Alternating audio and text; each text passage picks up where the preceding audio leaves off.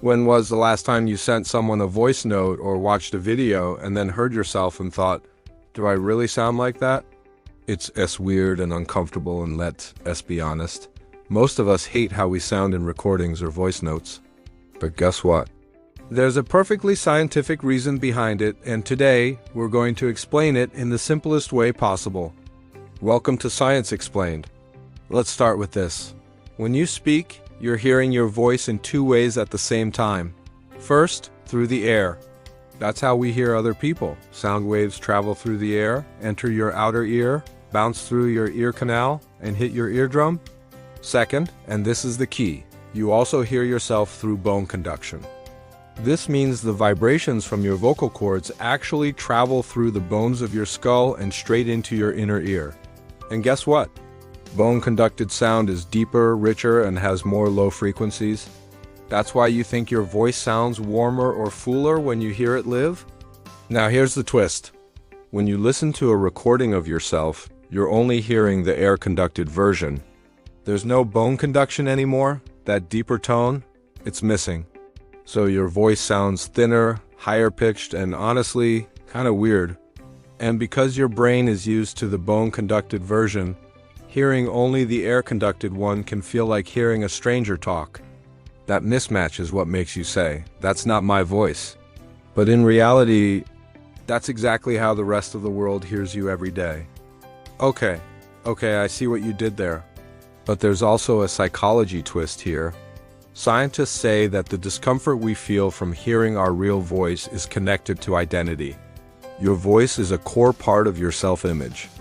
So when it sounds different than expected, it creates a small identity crisis. Your brain goes, "That's not me."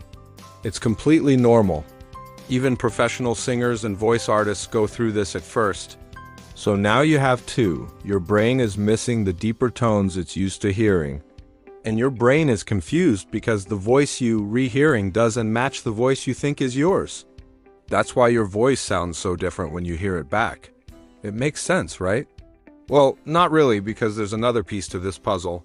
When you try to record your voice, you're usually using a microphone that's close to your mouth and doesn't pick up much background noise. This means the only sound you're hearing while you speak is your own voice. And because you're used to hearing background noise and other sounds while you talk, that quiet environment feels weird. It's like trying to have a conversation in a library. You keep expecting other noises to fill the silence, but they don't come. And because this situation is so unfamiliar, your brain struggles to process it. So you end up with an even stranger perception of your own voice. But here's the cool part. You can train your brain to get used to your recorded voice. The more you hear it, the more familiar it becomes. And here's a fun trick. If you want to hear what others hear, try cupping your ears forward or recording yourself on your phone and listening with earbuds.